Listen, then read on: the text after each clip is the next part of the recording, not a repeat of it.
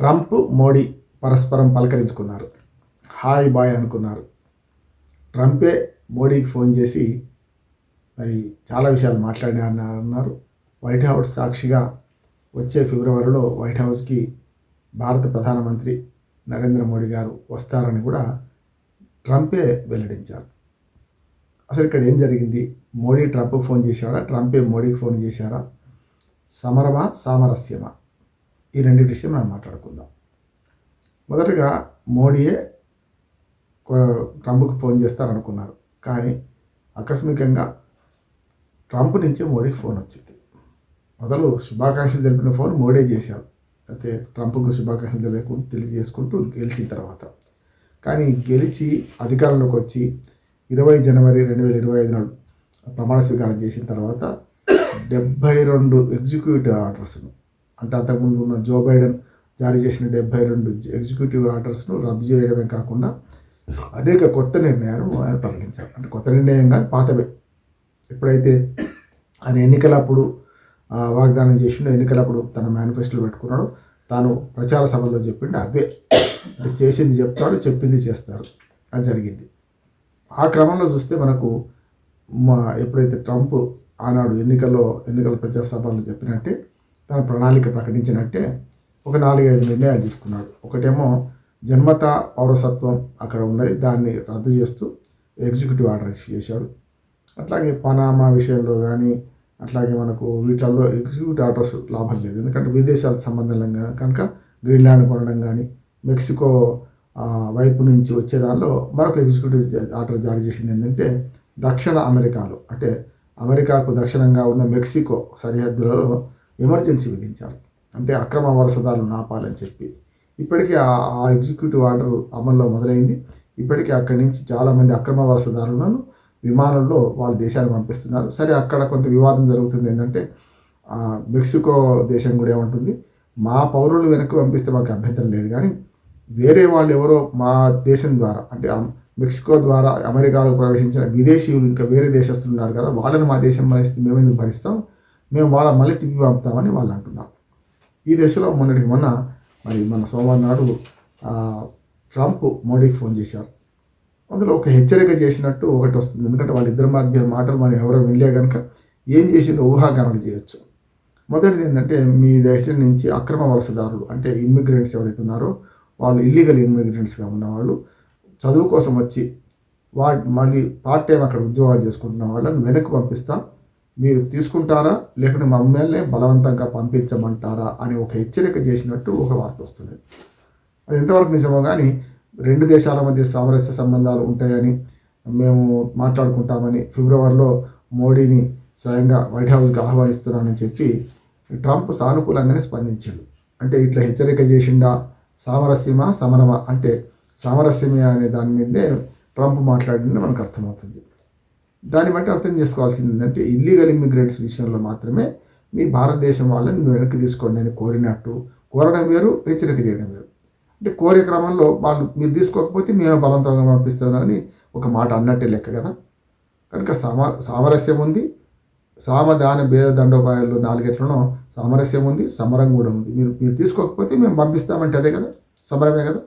అందుకని ఈ రెండింటి మధ్యన సయోధ్య కుదిరి రేపు నరేంద్ర మోడీ ఫిబ్రవరిలో అమెరికా పర్యటన పెట్టుకొని వస్తే అప్పుడు ఎంతవరకు సాధ్యమవుతుంది, వాళ్ళని వెనక్కి తీసుకోవడమా లేకపోతే ఎట్లా? ఇప్పటికే చాలామంది భయపడు ఏ రకంగా వేరే వృత్తులు, అంటే ముఖ్యంగా గ్యాస్ స్టేషన్స్లలో అలాగే రెస్టారెంట్స్లలో పనిచేసే వాళ్ళు ఇప్పటికే తమ వృత్తి, అంటే పార్ట్ టైం జాబ్ మానేసి చదువు మీద దృష్టి పెట్టాలని తెలుస్తున్నది. కోట్ల రూపాయలు డబ్బులు తల్లిదండ్రులు కష్టపడి భూములమ్మో గుట్రలమ్మో అప్పు చేసి బ్యాంకులో అప్పు తీసుకొని అక్కడికి పంపించారు. కనుక అనవసరంగా నోట్లో పడుతుంది కదా అనే బాధతోని వాళ్ళు ఈ ఉద్యోగం కోసం ఏరుస్తే రేపు వచ్చే 2 ఏళ్ళు 3 ఏళ్ళు చదువు మొత్తం పోతుంది కదా వెనక్కి పంపిస్తే అని చెప్పి వాళ్ళు కొంచెం ఒళ్ళు జాగ్రత్త పెట్టుకొని ప్రవర్తిస్తున్నారని తెలుస్తున్నది. అట్లా ఉంటే వాళ్ళకి అభ్యంతరం ఏం లేదు, ఉద్యోగాలు చేయొద్దు, చదువుకుంటే తప్పు లేదు. చదువు కోసం పోయిన వాళ్ళు, ఈ టూరిస్ట్ వీసాలకు పోయిన వాళ్ళకి 6 నెలలే ఉంటుంది కనుక వచ్చేస్తారు, వెనక్కి రాకపోతే కూడా బలవంతాన్ని పంపించేస్తారు. ఇక రెండో సమస్య ఏంటంటే, ఇప్పుడు మన మోడీ గారు గతంలో ట్రంప్ ఉన్నప్పుడు పాత మిత్రులు కొత్త పలకరింపు అంటున్నాను నేను. పాత మిత్రులతో కొత్త పలకరింపు జరిగింది. 2016 నుంచి 20 దాకా ట్రంప్ అక్కడ అధ్యక్షుడిగా ఉన్నారు అమెరికాలో. 2014 నుంచే ప్రధానమంత్రిగా ఇప్పటి వరకు కొనసాగుతున్నారు ప్రధానమంత్రి నరేంద్ర మోడీ దేశానికి. మూడోసారి ఎన్నికయ్యారు. ఈ దశలో మొదటి 4 ఏళ్ళు ట్రంప్ పదవీ కాలంలో సామరస్య సంబంధాలే ఉన్నాయి. మనకు హౌడు మోడీ అనే సభ అక్కడ జరిగింది. భారతీయులు చాలామంది ఉత్సాహంగా మోడీని ఆహ్వానించారు. ఆ దశలో మోడీ పలుకుబడి బాగా తెలిసినవాడుగా పాత మిత్రుడే. అట్లాగే ఆనాడు 4 ఏళ్లలో చివరి 2020 సంవత్సరంలో ప్రధానమంత్రిగా ఉన్న మోడీ అట్లాగే ట్రంప్కు మధ్య సంబంధాలు బాగున్నాయి అనడానికి మరొక ఉదాహరణ ఏం చెప్పొచ్చు అంటే, ట్రంప్ పదవీ కాలం చివరిలో 2020లోనే భారతదేశానికి తన చివరి విదేశీ పర్యటన పెట్టుకున్నారు. అంత ప్రాముఖ్యత ఇచ్చారు. గతంలో అమెరికా అధ్యక్షులు ఎవరు వచ్చినా కూడా ఇండియాకి రాగానే వెంటనే పాకిస్తాన్కి వెళ్ళిపోతారు. పాకిస్తాన్ చివరి పర్యటన చేసుకొని పోతుంటారు. కనుక ఈ మజిలీలో చివరి పాకిస్తాన్ పర్యటన చేయలేదు. ఇప్పటికి పాకిస్తాన్ పట్ల అమెరికా జో బైడెనే గతంలో ప్రకటించారు, ఈ తీవ్రవాద దేశం, మేము ఇప్పటికే చాలా సహాయం చేశాం, ఇక్కడ చేయకూడదు, చేయబోమని చెప్పి. ట్రంప్ కూడా అదే పద్ధతి అనుసరిస్తారనేది ఒకటి. అట్లాగే చైనా భారతదేశం వస్తే చైనా కూడా పోతారు, అదొక నానుడు ఉంది. కనుక ఇప్పుడైతే మనకి ఆహ్వానం ఉంది కనుక మోడీ గారే మొదలు వెళ్తారు అక్కడికి. తర్వాత అమెరికా అధ్యక్షుడు డొనాల్డ్ ట్రంప్ మొదలు భారతదేశానికి వస్తారా, చైనాకు పోతారా అంటే చైనానే ప్రాధాన్యత ఇచ్చుకున్నట్టు అర్థమవుతుంది. మనకు వాణిజ్య సంబంధాలు ఉన్నాయి కనుక. అట్లాగే భారతదేశానికి కూడా చైనా తర్వాత మళ్ళీ వెంటనే భారతదేశానికి వస్తారా అనేది కూడా ఆలోచన చేయాలి. ఈ మధ్యనే చైనాకు భారతదేశానికి మధ్య సత్సంబంధాలు ఏర్పడుతున్నాయి. ముఖ్యంగా ఉమ్మడి పహార గాయడంతో పాటు మానస్ సరోవర్ కూడా మన విమానాలు అనుమతిస్తామని, టిబెట్కు అనుమతిస్తామని చెప్పి చైనా భారతదేశాల మధ్య సుహృద్భావ సంబంధాలు పెరుగుతున్న క్రమంలో మరి అమెరికా అధ్యక్షుడి డొనాల్డ్ ట్రంప్ ప్రవర్తన ఎట్లా ఉంటుంది అనేది కూడా ఆలోచన చేయాలి. ఇదేమైనా సరే ఇల్లీగల్ ఇమ్మిగ్రెంట్స్ విషయంలో మోడీ ట్రంప్ మధ్యన సామరస్యపూర్వక చర్చలు జరిగినాయని మేము వెనక్కి తీసుకుంటాం, అట్లా అటు ఇల్లీగల్ ఇమ్మిగ్రెంట్స్ ఉంటాయని చెప్పి మోడీ హామీ ఇచ్చినట్టు అర్థమవుతుంది. ఒకవేళ మనం తీసుకోకపోతే వాళ్ళు బలవంతంగా పంపుతారు, అది వేరే సంగతి. అందుకనే రేపు ఫిబ్రవరిలో నరేంద్ర మోడీ అమెరికా పర్యటనలో అన్ని విషయాలు తెలుస్తాయి. అప్పటిదాకా మనం ఇంకొక 20 రోజులు వేచి చూడాల్సిందే, 15 రోజులు వేచి చూడాల్సిందే.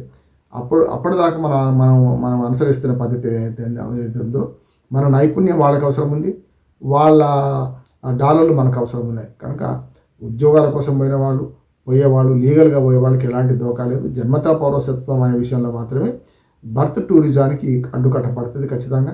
అక్కడికి పోయి ప్రసూతి అయితే అక్కడి పౌరులు అవుతారనే ఇక ఆశ పెట్టుకోవాల్సిన అవసరం లేదు. కానీ దాని మీద కోర్టు స్టేలు ఉన్నాయి. ఇప్పటికిప్పుడు బాధ లేకపోవచ్చు, కానీ ముందు అది అమలైతే మాత్రం భారతదేశీయులు బర్త్ టూరిజాన్ని మానుకోవాల్సిందే. ఇప్పటి నుంచే కొంచెం జాగ్రత్త పడితే మంచిగా ఉంటుందని నేను అనుకుంటూ, రేపటి ట్రంప్ ఆహ్వానం మేరకు నరేంద్ర మోడీ అమెరికాకి వెళితే ఆ పరిణామాలు ఎట్లా ఉంటాయనేది వెళ్ళొచ్చిన తర్వాత తెలుస్తుంది. అప్పుడు ఆయనను పోవాలి హస్తినాకు అన్నట్టు ఆయనను పోవాలి మనకు అమెరికాకు అనే మన నరేంద్ర మోడీ భావిస్తున్నారు. నమస్కారం.